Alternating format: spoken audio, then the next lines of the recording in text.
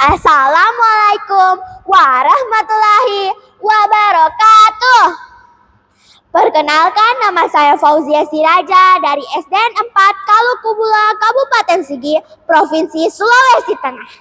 Hari ini saya akan menceritakan Alkisah Raja Dombu dan Putri Amamore. Yuk duduk yang rapi dan dengarkan ceritaku ya.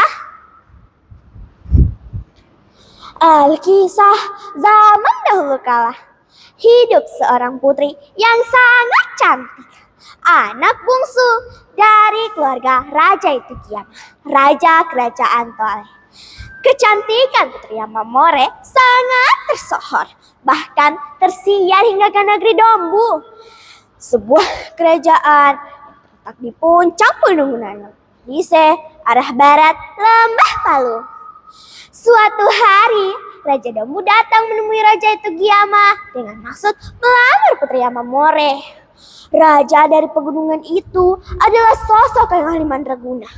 Tak hanya itu, ia memiliki sosok yang tinggi dan besar, namun juga berkulit hitam dan berbulu dadanya. Terlihat sangat menyeramkan. Berbagai alasan dilontarkan oleh Raja Itugiama untuk menolaknya. Tetapi Raja Dombu bersikeras ingin memperistri Amamore. Bahkan ia mengancam akan memerangi kerajaan Toale apabila lamarannya ditolak. Kalau tidak mau menerima lamaranku, ya terserah saja. Tapi jangan menyesal kalau kemudian prajurit-prajuritku akan memporak-porandakan kerajaan ini. Ancam Raja Dombu. Setelah lama berdialog, maka diambillah keputusan agar Raja Itugiama diberi waktu untuk membujuk putrinya dalam sebuah pertemuan kembali antara Raja Dombu dan Raja Itugiama. Putri Amamore mengajukan dua syarat sebelum pestanya dilaksanakan. Aku akan menerima lamarannya, tetapi dengan dua syarat. Yang pertama, Raja Dombu harus mencuci selembar kain hitam menjadi putih. Dan yang kedua, Raja Dombu harus menebang serumpun bambu kuning tanpa menyentuh tanah, lalu dibuang ke laut. Kalau begitu syaratnya Tuan Putri, tak apa, saya akan mencobanya, kata Raja Dombu dengan tegas. Dengan kesaktian yang Raja Dombu miliki, seketika kain hitam yang dicucinya berubah menjadi putih. Sedangkan bambu kuning dalam sekejap bisa ditebang dengan cara dilayangkan di udara. Raja Dombu begitu lega telah menyelesaikan dua syarat yang telah diajukan Putri Amamore. Ia berpikir pesta perkawinan mereka akan segera dilaksanakan.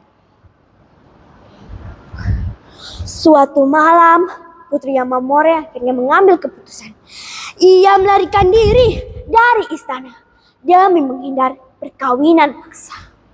Seluruh istana pun gempar dan suasana jadi gaduh. Raja Itugiama pun sangat marah kepada dayang-dayangnya dan prajuritnya karena dianggap lalai dalam menjalankan tugas. Para prajurit pun kasakusut. Saat itu pun mereka menyebar ke tempat yang dicurigai menjadi tempat pelarian Putri Amamore. Salah satunya adalah ke Tanjung Lai, arah utara, tempat yang sering menjadi tempat santai Putri Amamore bersama dayang-dayang. Dari kejauhan terlihat sosok bayang manusia yang menunjukkan bahwa itu Putri Amamore. Putri Amamore pun tahu bahwa ia dalam pengajaran. Ia pun terus berlari, menjinjing tas bengganya yang berisi. Putri Amamore terus berlari, menerobos deburan ombak. Tetapi tubuhnya tetap terlempar ke langit. Ia berbalik ke darat untuk mencari tempat bersembunyi. Seketika ia tersentak karena di hadapannya ada sebuah lubang tanah seperti sebuah sumur. Tiba-tiba saja ia mendengar suara gaib yang menyuruhnya masuk melompat ke dalam lubang.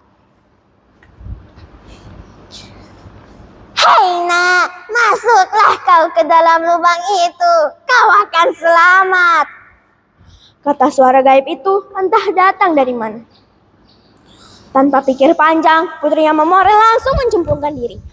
Seakan-akan ada yang menariknya dari bawah. Tiba-tiba, lubang tanah itu bertambah luas dan air meluap. Putri Yamamori pun lenyap berbagai ditelan bumi. Sedangkan tas bingkai yang ia jinjing berubah menjadi bebatuan. Dan jari-jarinya juga yang menempel di dinding sumur. Para prajurit dan keluarga yang mencari pencarian itu hanya bisa melongo ke dalam sumur. Yang mereka temui hanya gelembung-gelembung kecil dan air yang sangat seret. Mereka pun kembali ke istana dengan tangan yang hampa dan wajah yang sangat sedih. Peristiwa itulah yang menjadi tempat pelarian Putri Yamamori yang terakhir, yang dinamai Pusentasi. Pusentasi dalam bahasa Kaili, Pusen artinya pusat dan Tasi berarti laut. Nah, begitu tadi cerita Alkisah Raja Dombu dan Putri Yamamori. Gimana, seru kan? Nanti kita bercerita lagi ya. Soalnya masih banyak dongeng-dongeng yang belum kita ketahui. Saya Fauzia Siraja dari SDN 4 Kalukubula. Saya akhiri, wassalamualaikum warahmatullahi wabarakatuh.